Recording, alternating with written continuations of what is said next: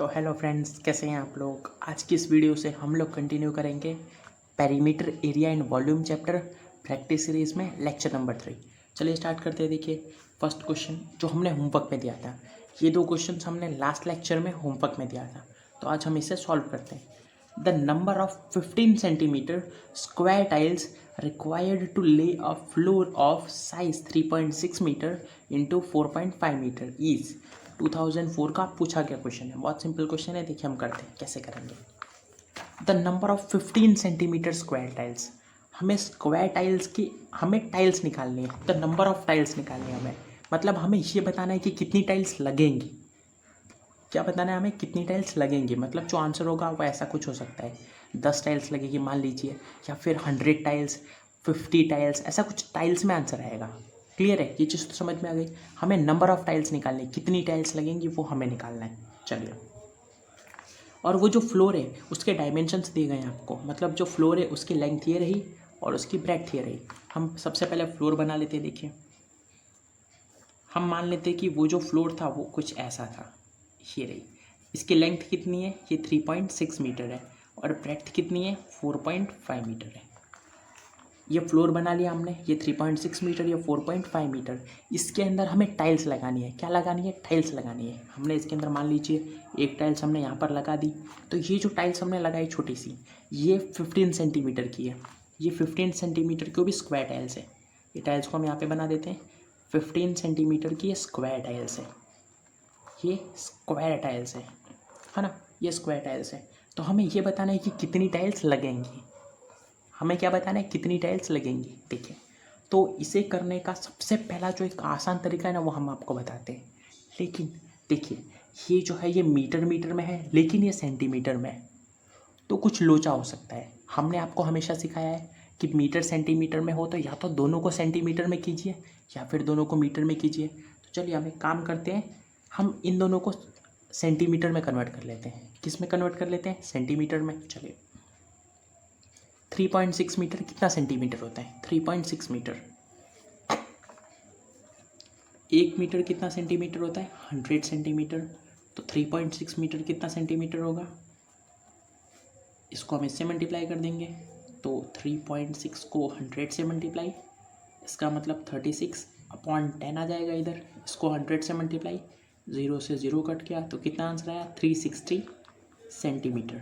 Clear है, simple बताएं तो जो भी मीटर में हो ना, उसको आप 100 से मल्टीप्लाई कर लीजिए, वो सेंटीमीटर में बन जाएगा। जैसे कि यहाँ पे क्या है, 4.5, तो ये मीटर में था, इसको हम 100 से मल्टीप्लाई कर लेते हैं। अब जो आंसर आएगा वो सेंटीमीटर में आएगा। क्या आंसर आएगा, 45/10।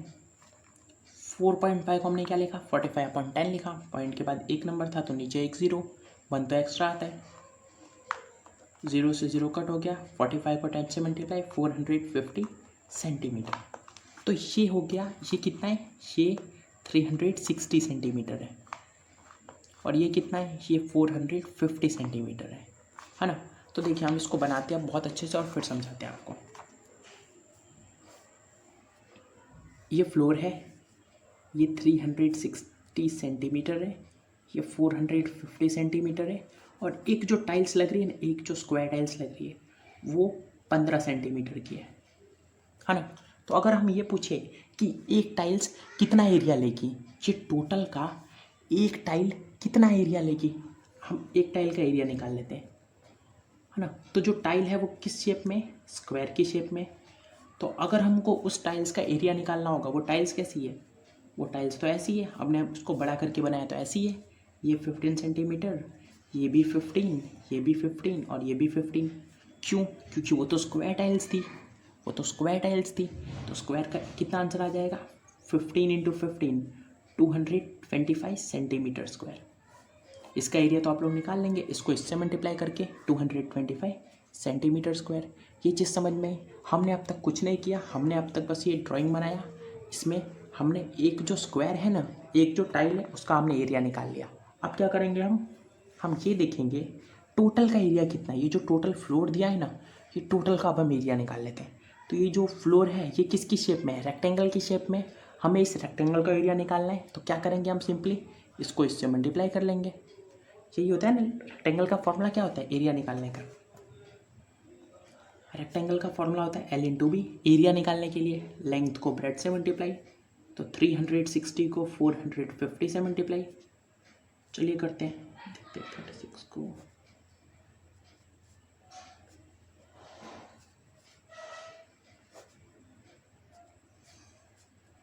कितना आंसर आया 162000 सेंटीमीटर स्क्वायर, इतना आंसर आ गया 162000। आप लोग मल्टीप्लाई करके देख लीजिएगा, इतना आंसर आया। तो हमने अब तक क्या किया देखिए, हम बताते हैं कि हमने अब तक क्या किया। इसके लिए हम इधर थोड़ी सी जगह बना लेते हैं पहले। देखिए हमें क्वेश्चन क्या दिया हुआ था, क्वेश्चन हमें ये दिया हुआ था कि हमारे पास एक फ्लोर है जो कि मीटर में था, लेकिन हमने उसे सेंटीमीटर में कन्वर्ट किया था। ये 360 सेंटीमीटर और ये 450 सेंटीमीटर, इतनी चीज़ क्लियर है। फिर हमने बोला कि इसके अंदर हमें टाइल्स लगानी है, और जो टाइल्स लगानी है वो सबकी सब स्क्वायर होंगी, मतलब हम ऐसे ऐसे टाइल्स लगाएंगे, सबकी सब स्क्वायर होंगे। तो हमने बोला एक टाइल्स का एरिया कितना है, तो एक टाइल का एरिया कितना आया, एक टाइल का एरिया आया 225। एक जो टाइल थी उसका कितना एरिया आया 225 सेंटीमीटर स्क्वायर, है ना। एक टाइल का कितना एरिया आया 225 सेंटीमीटर स्क्वायर। कैसे आया, हमें इसका एरिया निकालना था, इधर भी 15 इधर भी 15, 15 को 15 से मल्टीप्लाई कर लिया तो आ गया आंसर। अब हमें पूछा है कि हमें टाइल्स कितनी लगेगी, अगर टोटल एरिया कितना है। अब बताइए इस पूरे में हमको टाइल्स लगानी है, तो इस पूरे का टोटल एरिया कितना है, इस पूरे का टोटल एरिया कितना है, तो ये रहा, देखिए ये हमने फाइंड किया यहाँ पर, ये टोटल एरिया है, ये तो पूरे का एरिया है। टोटल कितना है 162000 सेंटीमीटर स्क्वायर, ये हमें निकालने का है। अब देखिए अब यहाँ से क्वेश्चन बहुत सिंपल हो गया है, हमें तो सिर्फ टाइल्स का एरिया, इस क्वेश्चन मार्क की जगह की वैल्यू निकालनी है। कैसे निकालेंगे, इसको इससे मल्टीप्लाई करेंगे, क्वेश्चन मार्क किसके सामने, इसके सामने, जिसके सामने क्वेश्चन मार्क होगा वो नीचे आ जाएगा। तो क्वेश्चन मार्क के सामने 225 है, इसका मतलब 225 तो नीचे आएगा, 1 मल्टीप्लाई हो जाएगा इसके साथ 162000 के साथ। जब हम इसको सॉल्व करेंगे, तो जब आप इसको इससे डिवाइड करेंगे, इस पूरे को इस पूरे से डिवाइड करेंगे ना, तो आंसर आएगा 720। इसको आप डिवाइड कर लीजिएगा। अगर आप लोग को डिवाइड नहीं आता है कोई बात नहीं, ये जो 16200 है ना, ये जो 1,62,000 है, इसका आप लोग एलसीएम ऊपर रखेंगे, 225 का एलसीएम नीचे रखेंगे, ऊपर नीचे में दो जो कॉमन लिखे ना उसको काट दीजिएगा, फिर भी आपको यही आंसर मिलेगा 720। इसका जो फाइनल आंसर आया है वो आया 720 टाइल्स आया है।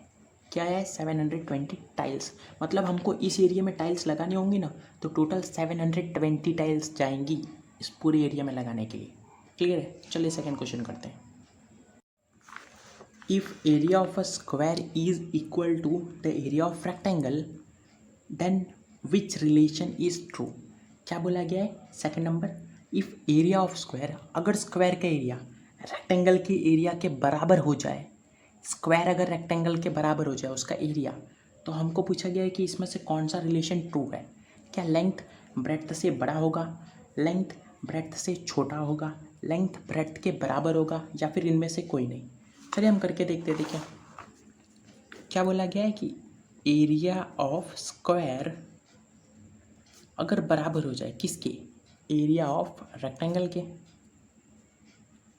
तो इसका मतलब देखिए एरिया ऑफ स्क्वायर क्या होता है, एरिया ऑफ स्क्वायर होता है एल स्क्वायर, फॉर्मूला तो यही होता है ना, एरिया ऑफ स्क्वायर क्या होता है एल स्क्वायर, और एरिया ऑफ रेक्टेंगल क्या होता है L into B. L square को हम लोग क्या लिख सकते हैं, एल इंटू एल लिख सकते हैं, हाँ एल स्क्वायर को एल इंटू एल लिख सकते हैं, इसको हमने एल इंटू बी रहने दिया। अब क्या मैं इस एल को इस एल से काट दूँ, काट सकते हैं। इक्वेशन में हमने जब बेसिक्स आपके बताए थे तो हमने ये चीज़ आपको बताई थी कि अगर इधर भी लेंथ है इधर भी लेंथ है तो आप दोनों को काट सकते हैं, अगर दोनों साइड सेम चीज़ है तो ही काट सकते हैं आप। तो यहाँ से क्या आ गया, एल जो है वो बी के बराबर है, क्या आया एल जो है वो बी के बराबर है, ये यहाँ से आ गया। हमको क्या पूछा गया था, इसमें से कौन सा रिलेशन बताना है, तो कौन सा सही है, सेकंड वाला रिलेशन सही है जिसमें लिखा गया है कि लेंथ ब्रेड्थ के बराबर होगी। क्लियर है, बहुत सिंपल क्वेश्चन था।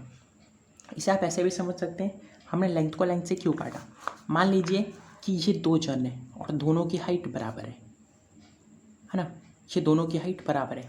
अब हमने क्या किया, दोनों की हाइट में से 2 फुट माइनस कर दिया, मतलब इसकी भी हाइट मैंने 2 फुट कम कर दी और इसकी भी हाइट मैंने 2 फुट कम कर दी, तो क्या अब इन दोनों की हाइट बदल जाएगी? दोनों की हाइट तो बदलेगी, वो तो सही है, लेकिन दोनों की हाइट अभी भी रहेगी तो बराबर ही। पहले भी बराबर थी, दोनों में से 2 फुट माइनस किया तो हाइट तो अभी भी बराबर है, तो बात तो वही है। तो ये इससे आप रिलेट कर सकते हैं। तो आंसर क्या आ गया? L is equals to B. Second वाला ऑप्शन हमारा करेक्ट है। चलिए अब करते हैं थर्ड और फोर्थ क्वेश्चन। देखिए third question, 60 cubes of 1 centimetre side Arun formed a cuboid, what is the volume of cuboid? क्या बोला गया है? 60 क्यूब्स। अरुण नाम का कोई लड़का है, उसने क्या किया? 60 क्यूब्स लिए, है ना, और सबकी जो 1 सेंटीमीटर की साइड थी, मतलब ऐसा किया उसने, देखिए उसने क्यूब लिया जिसकी साइड कितनी थी? 1 सेंटीमीटर, हर साइड 1 सेंटीमीटर थी। क्यूब की तो बराबर साइड्स होती हैं, तो हर साइड 1 सेंटीमीटर थी।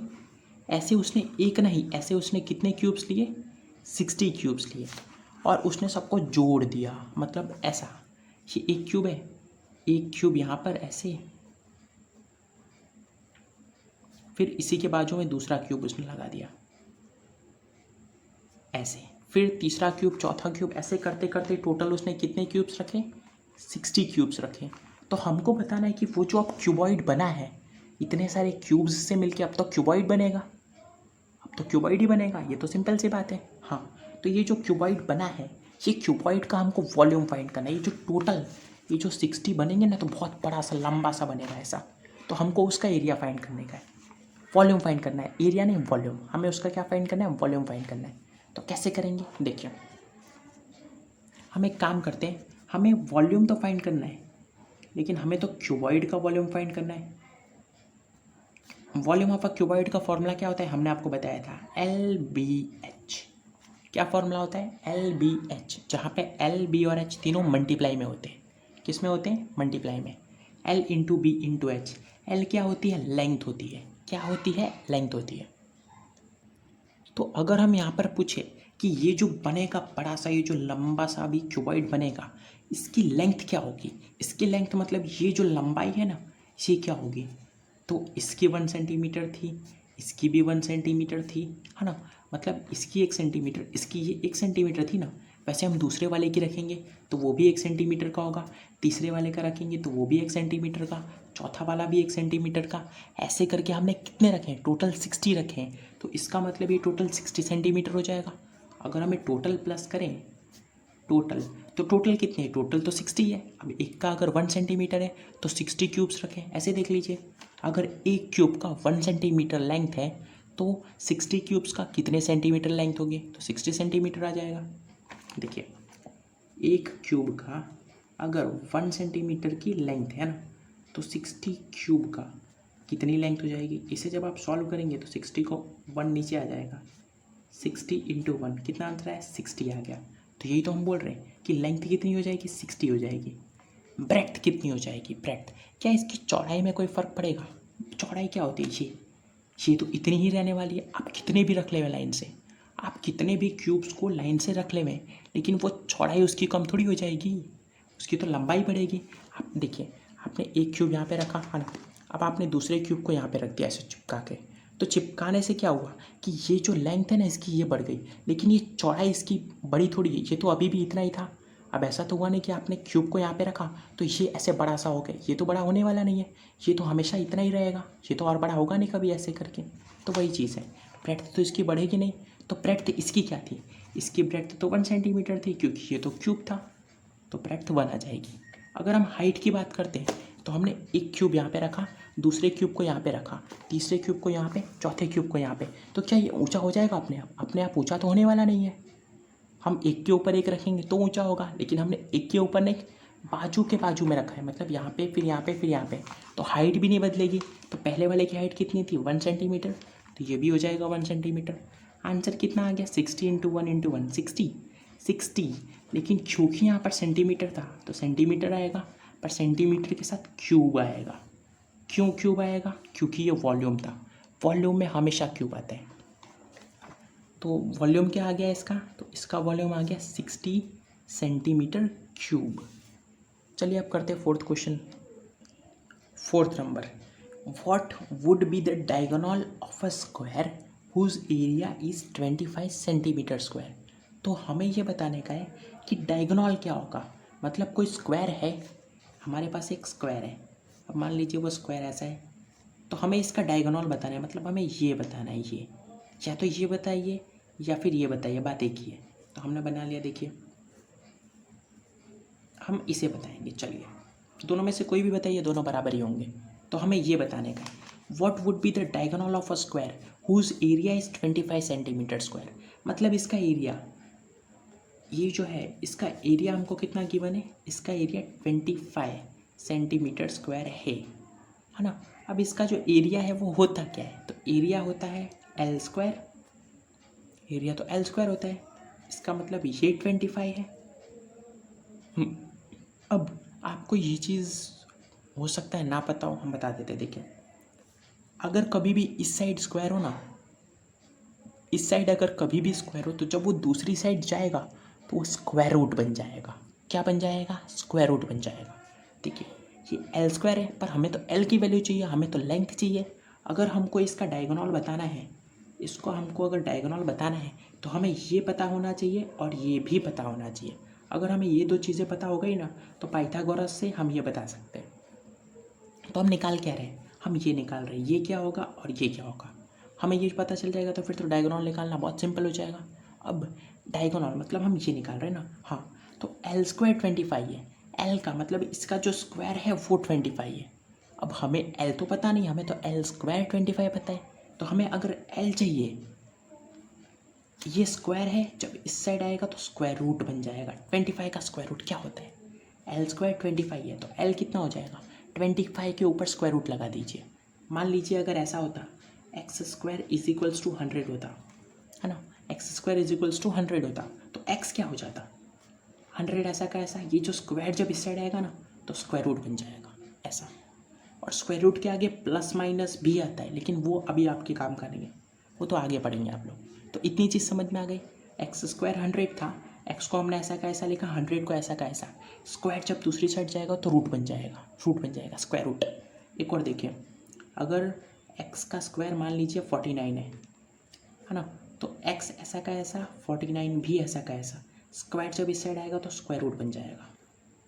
तो सेम उसी तरह यहाँ पे एल कितना हो जाएगा, √25।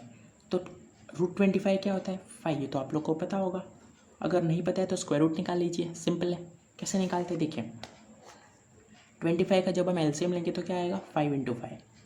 अब देखिए क्योंकि इन दोनों की जोड़ी बन रही है, जब जोड़ी में से बाहर आएगा ना तो सिर्फ एक बचेंगे। यहाँ पे 2 5 था, तो बाहर आएंगे ना जब स्क्वायर रूट से तो सिर्फ एक 5 बचेगा। तो एक 5 आंसर आ गया बाहर आने पे, अंदर तो कुछ बचा ही नहीं अब। तो आंसर कितना आ गया, 5। इसका मतलब जो लेंथ है वो 5 सेंटीमीटर है। अब आप सोचेंगे सेंटीमीटर कैसे आया, तो ये सेंटीमीटर में दिया होता है ना, सेंटीमीटर स्क्वायर। अगर एरिया सेंटीमीटर स्क्वायर में है तो लेंथ सेंटीमीटर में होगी, तो लेंथ इसकी 5 सेंटीमीटर आ गई। इसका मतलब ये जो स्क्वायर था ये 5 सेंटीमीटर का था, और क्योंकि ये स्क्वायर है तो सब 5 सेंटीमीटर के होंगे,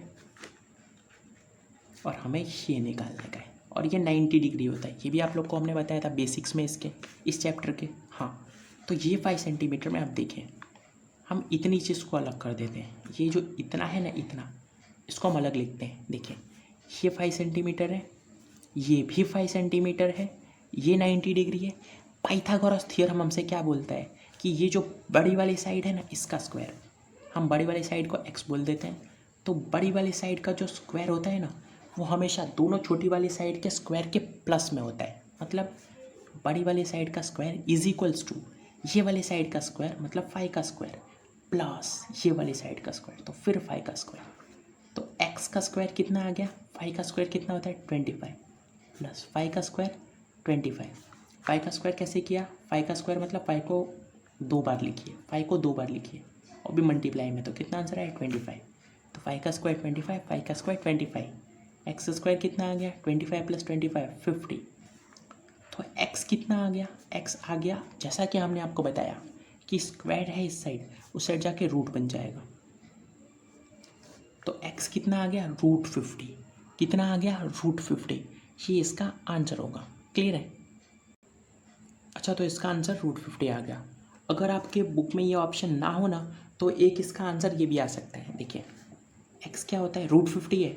रूट को ऐसा का ऐसा अगर मैं 50 का एलसीएम लूँ तो 50 को क्या मैं ऐसे लिख सकता हूँ 25/2। हाँ 50 को मैं 25/2 लिखूँ तो कोई प्रॉब्लम नहीं है। अच्छा अब ये जो रूट होता है ना, ये रूट की एक प्रॉपर्टी होती है। ये रूट इसको भी मिल सकता है, ये रूट इसको भी, मतलब हम इसको ऐसे लिख सकते हैं। देखिए डिस्ट्रीब्यूटिव प्रॉपर्टी याद है आपको, डिस्ट्रीब्यूटिव, हम डिस्ट्रीब्यूट कर सकते हैं, इसमें भी कर सकते हैं। हम ऐसा कर सकते हैं कि ये रूट है, इसको भी अलग दे देवे, इसको भी अलग दे देवे, ये चीज़ पॉसिबल है। हम रूट चाहे तो दोनों को अलग अलग दे सकते हैं, कोई प्रॉब्लम नहीं। तो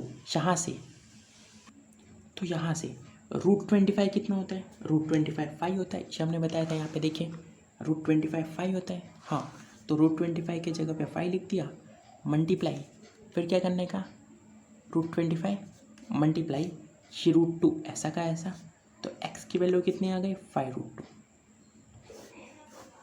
अगर ऑप्शन में ये दिया रहे तो ये लिखिए, नहीं तो ये भी सही है, दोनों सही है। √50 का मतलब 5√2 होता है, दोनों में कोई प्रॉब्लम नहीं है। क्लियर है, तो ये क्वेश्चन हो गया कंप्लीट। अब ये जो फर्स्ट क्वेश्चन था, ये हमें लगा कि आपको थोड़ा हार्ड लग रहा था ये, तो इसका एक शॉर्टकट है। इसका एक शॉर्टकट क्या है इधर देखिए। हाँ तो शॉर्टकट कुछ ऐसा है कि आपको क्या निकालना था, नंबर ऑफ टाइल्स निकालनी थी। क्या निकालनी थी, नंबर ऑफ टाइल्स। आप ये बात हमेशा याद रखिए कि नंबर ऑफ समथिंग कुछ भी निकालना है आपको। मान लीजिए नंबर ऑफ टाइल्स निकालनी थी, हो सकता है नंबर ऑफ पेंसिल्स निकालनी हो, नंबर ऑफ बुक्स निकालनी हो, कुछ भी नंबर ऑफ किसी भी चीज़ निकालना है ना कि वो कितना है। यहाँ पे टाइल्स कितनी थी वो निकालने का था। मान लीजिए नंबर ऑफ पेन्स निकालने का है, कितनी पेन्स थी वो निकालो। ऐसा कुछ भी हो तो उसका फॉर्मूला क्या होता है, जो टोटल दिया है ना, टोटल उसको ऊपर रखिए, और जो एक का है, एक का मतलब ईच का जो है ना उसको नीचे रखिए। हमें बताइए लैंग्वेज आपको समझ नहीं आ रही तो देखिए हम बताते हैं। नंबर ऑफ समथिंग निकालना है आपको, मान लीजिए यहाँ पे नंबर ऑफ टाइल्स निकालना है ना। और टोटल क्या, इसमें टोटल क्या था, एरिया की बात की गई थी, तो टोटल एरिया ऊपर रखिए और एक का जो एरिया था ना उसको नीचे रखिए, बस ख़त्म। ये हो गया आपका। देखिए आप कैसे करते हैं।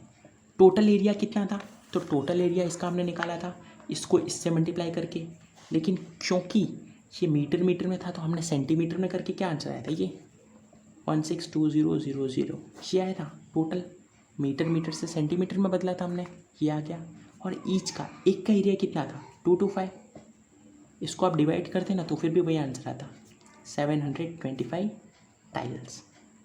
तो जैसा आपको सिंपल लगे, ये डायरेक्ट फार्मूला है जो आप यूज़ कर सकते हैं, बहुत सिंपल फार्मूला है। क्या याद रखने का, याद आपको ये रखने का कि number of something is equals to total upon each. ये चीज़ें आप याद रखेंगे तो आपको बहुत काम आएगा आगे। क्लियर है, तो आज की इस वीडियो के लिए बस इतना ही। और हाँ, हम आपको होमवर्क देने वाले, रुकिए। तो ये 2 क्वेश्चन है जो हमने आपको आज होमवर्क में दिए। क्वेश्चन नंबर फर्स्ट ये रहा और क्वेश्चन नंबर सेकंड ये रहा। ये 2 क्वेश्चन को आप लोग को ट्राई करना है। तो चलिए तब तक के लिए पढ़ाई करते रहिए। Bye bye.